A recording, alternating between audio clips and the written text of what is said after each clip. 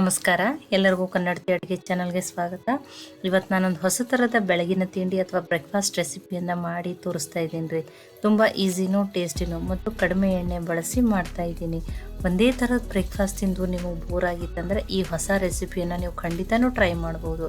ಮಕ್ಕಳಿಗೆ ಲಂಚ್ ಬಾಕ್ಸಲ್ಲಿ ಕೂಡ ಹಾಕಿ ಕೊಡ್ಬೋದು. ಇವತ್ತು ನಾನು ಯೂಸ್ ಮಾಡೋ ಇಂಗ್ರೀಡಿಯೆಂಟ್ಸ್ ಅಂತೂ ನಿಮ್ಮ ಕಿಚನ್ದಾಗ ಆಲ್ರೆಡಿ ಇದ್ದೇ ಇರ್ತಾವೆ. ನನ್ನ ರೀತಿಯಲ್ಲಿ ಒಮ್ಮೆ ಟ್ರೈ ಮಾಡಿ ನೋಡಿ. ಈಗ ಒಂದು ಪಾತ್ರೆಗೆ ನಾನು ಒಂದು ಬಟ್ಲಾಗಷ್ಟು ಸ್ವಚ್ಛ ಮಾಡಿಟ್ಕೊಂಡಿರುವಂಥ ಅಕ್ಕಿಯನ್ನು ತೊಗೊಂಡಿದ್ದೀನಿ. ನಾವು ಏನು ರೇಷನ್ ಅಕ್ಕಿ ಅಂತ ಕರಿತೀವಿ ಆ ಅಕ್ಕಿ. ನೀವು ಸಣ್ಣ ಅಕ್ಕಿ ಏನಾದರೂ ತೊಗೋಬೋದು. ಅದರಲ್ಲೇ ಒಂದು ಬಟ್ಲಾಗಷ್ಟು ಕಡಲೆಬೇಳೆಯನ್ನು ತೊಗೊಂಡಿದ್ದೀನಿ. 1 ಸ್ಪೂನ್ ಆಗಷ್ಟು ನಾನಿಲ್ಲಿ ಮೆಂತ್ಯನ ಹಾಕ್ತಾಯಿದ್ದೀನಿ. ಮೆಂತ್ಯದಿಂದ ಫ್ಲೇವರ್ ಚೆನ್ನಾಗಿ ಬರ್ತದೆ. ಈಗ ಅಕ್ಕಿ ಬೇಳೆಯಲ್ಲಿ ದೂಸಿರೋದ್ರಿಂದ ಇದನ್ನು ನೀರು ಹಾಕಿ ನಾನು ಕ್ಲೀನಾಗಿ ತೊಳಿತೀನಿ ರೀ. ನೋಡಿ, ಈಗ ಈ ನೀರನ್ನು ತೆಗಿತೀನಿ ರೀ. ಈ ನೀರನ್ನು ತೆಗೆದಿದ್ದೀನಿ ಮತ್ತು ಬೇರೆ ನೀರನ್ನು ಹಾಕಿ ಇದನ್ನೊಂದು 4 ಅವರ್ ನೆನೆಸಿಡ್ತೀನಿ ರೀ. ಇದು ಅಕ್ಕಿ ಬೇಳೆ ಚೆನ್ನಾಗಿ ನೆನೆಲಿರಿ. ನೋಡಿ, ಈಗ 4 ಅವರ್ ಆಗಿದ್ರೆ ಅಕ್ಕಿ ಬೇಳೆ ಚೆನ್ನಾಗಿ ನೆಂದದ್ರಿ. ನೋಡಿ, ಬೇಳೆನೂ ಚೆನ್ನಾಗಿ ನೆಂದದ್ದು. ನೀವು ಬೇಗನೆ ನೆನೆದಿತ್ತಂದ್ರೆ ಉಗುರು ಬೆಚ್ಚಗೆ ನೀರಾಗ ಹಾಕ್ರಿ ಅಥವಾ ರಾತ್ರಿ ಇಡೀನೂ ನೆನೆಸಿ ತೊಗೋಬೋದು.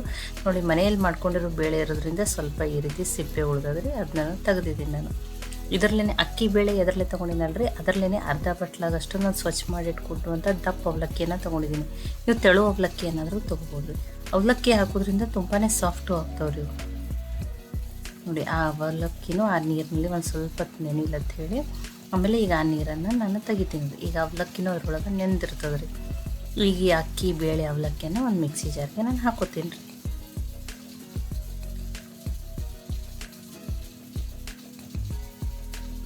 ನೀವು ಸಣ್ಣ ಅಕ್ಕಿಯನ್ನಾದರೂ ತೊಗೊಂಡು ಮಾಡ್ಬೋದು ರೀ. ಇಲ್ಲೊಂದು 2 ಹಸಿಮೆಣ್ಸಿನ್ಕಾಯಿ, ಸ್ವಲ್ಪ ಹಸಿ ಶುಂಠಿಯನ್ನು ಹಾಕ್ತಾಯಿದ್ದೀನಿ ರೀ.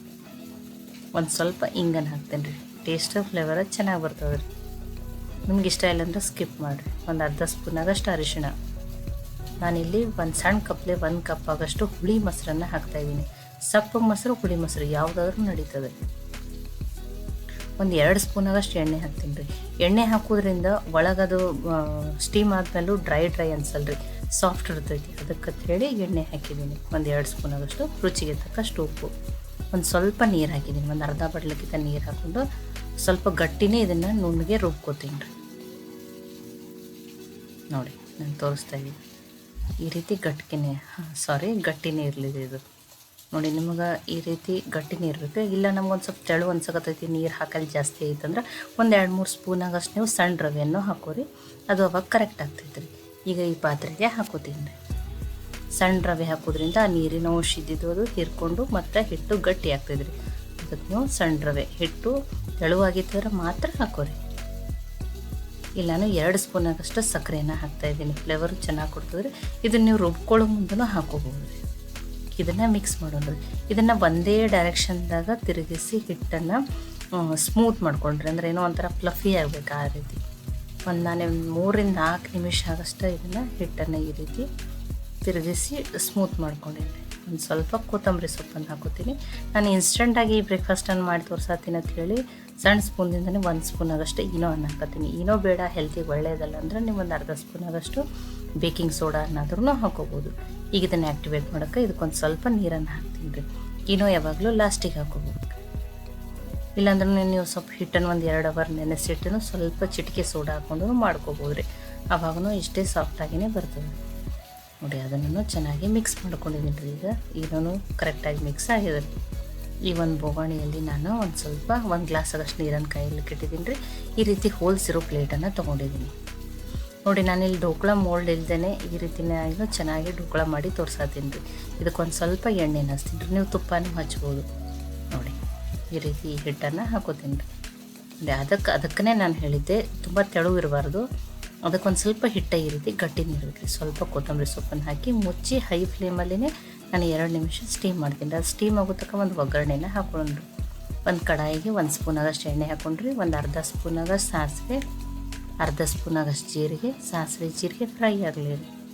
ಸಾಸಿವೆ ಜೀರಿಗೆ ಫ್ರೈ ಆದಮೇಲೆ ಇಲ್ಲಿ ನಾನು ಒಂದು 2 ಮೆಣಸಿನ್ಕಾಯಿನ ಉದ್ದುದಾಗಿ ಕಟ್ ಮಾಡಿ ಹಾಕ್ತಾಯಿದ್ದೀನಿ ರೀ. ಸ್ವಲ್ಪ ಕರಿಬೇವು ಸೊಪ್ಪು,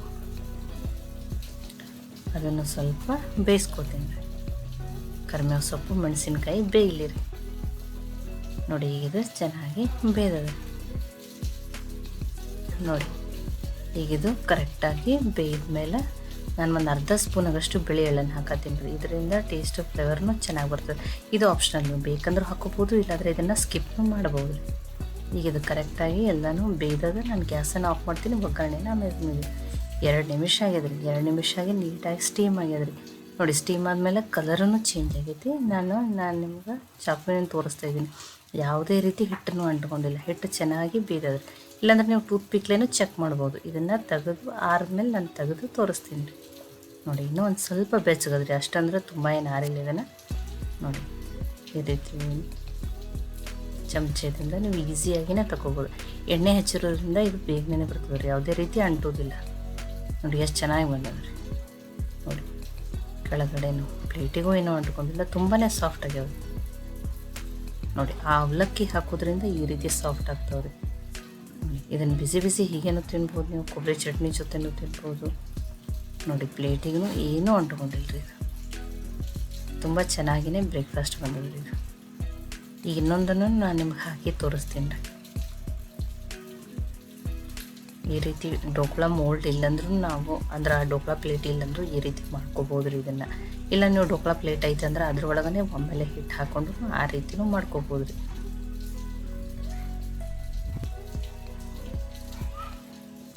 ನೋಡಿ, ತುಂಬ ಬೇಗನೆ ಮಾಡ್ಕೋಬೋದು ರೀ.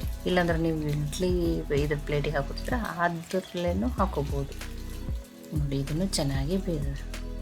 ನಾನಿಲ್ಲಿ ಒಟ್ಟು 3 ಸಣ್ಣಾಗಿರುವಂಥ ಢೋಕ್ಲಾಗಳನ್ನ ಮಾಡ್ಕೊಂಡು, ಇಷ್ಟು ದೊಡ್ಡ ಬೇಡ, ನಮಗೇನು ಚೆನ್ನಾಗಿ ಅನಿಸಲ್ಲ ಅಂದ್ರೆ ನೀವು ಕಟ್ ಮಾಡ್ಕೊಂಡು ನಿಮಗೆ ಯಾವ ಶೇಪ್ ಬೇಕೋ ಆ ಶೇಪ್ದಲ್ಲಿ ನೀವು ಕಟ್ಟನ್ನು ಮಾಡ್ಕೊಬೋದು ರೀ. ನೋಡಿ, ಎಷ್ಟು ಸಾಫ್ಟಾಗಿ ಬಂದವ್ರಿ. ಅವಲಕ್ಕಿದಿಂದ ಇಷ್ಟು ಸಾಫ್ಟ್ ಆಗ್ತಾವ್ರಿ. ಇಲ್ಲ ಬರೀ ಅಕ್ಕಿ ಬೇಳೆ ಇದ್ರೆ ಅವಾಗ ಬಿಸಿದಾಗ ಮಾತ್ರ ಸಾಫ್ಟ್ ಇರ್ತಾವ್ರಿ. ಆಮೇಲೆ ಆರಿದ್ಮೇಲೆ ಸ್ವಲ್ಪ ಏನಾಗ್ತಾವ್ರಿ, ಬಿರುಸಾಗ್ತಿರ್ತಾವ್ರಿ. ಇದ್ರ ಮೇಲೆ ಈಗ ಮಾಡಿಟ್ಕೊಂಡಿರುವಂಥ ಒಗ್ಗರಣೆನ ಹಾಕೊಂಡ್ರಿ. ಢೋಕ್ಲಾ ಅಂದರೆ ಒಗ್ಗರಣೆ ಅಂತೂ ಅದ್ರ ಮೇಲೆ ಇರಲೇಬೇಕು ರೀ, ಅಂದ್ರೆ ತುಂಬಾ ಟೇಸ್ಟಿ ಇರ್ತದೆ ರೀ. ಒಗ್ಗರಣೆಯನ್ನು ಹಾಕಿದ್ದೀನಿ ರೀ. ಇವು ಅಷ್ಟೇನು ತುಂಬಾ ಅರಿಲ್ಲ. ಇದು ಬಿಸಿ ಬಿಸಿ ಈ ರೀತಿ ಒಗ್ಗರಣೆ ಹಾಕ್ಕೊಂಡು ಹಾಗೆ ತಿನ್ಬೋದು, ಅಥವಾ ನೀವು ಕೊಬ್ಬರಿ ಚಟ್ನಿ ಜೊತೆನೂ ತಿನ್ಬೋದು. ಇವು ಎಷ್ಟೋ ತನಕ ಇಟ್ಟರು ಇಷ್ಟೇ ಸಾಫ್ಟ್ನೇ ಇರ್ತಾವೆ. ಅಥವಾ ಸಣ್ಣ ನೀವು ಯಾವುದಾರ ಸೈಜ್ ನಿಮ್ಗೆ ಇಷ್ಟ ಅಂದ್ರೆ ಆ ರೀತಿ ಸೈಜ್ ಶೇಪ್ನಲ್ಲೂ ಕಟ್ ಮಾಡ್ಕೋಬೋದು. ಈ ರೆಸಿಪಿ ನಿಮ್ಗೆ ಇಷ್ಟ ಆಗಿತ್ತಂದ್ರೆ ಲೈಕ್ ಮಾಡಿ, ಶೇರ್ ಮಾಡಿ, ಕಮೆಂಟ್ ಮಾಡಿರಿ. ಖಂಡಿತ ನೀವು ಟ್ರೈ ಮಾಡಿರಿ. ಮತ್ತೆ ಒಳ್ಳೆ ರೆಸಿಪಿ ಜೊತೆ ಸಿಗೋಣ. ಎಲ್ಲರಿಗೂ ಧನ್ಯವಾದಗಳು.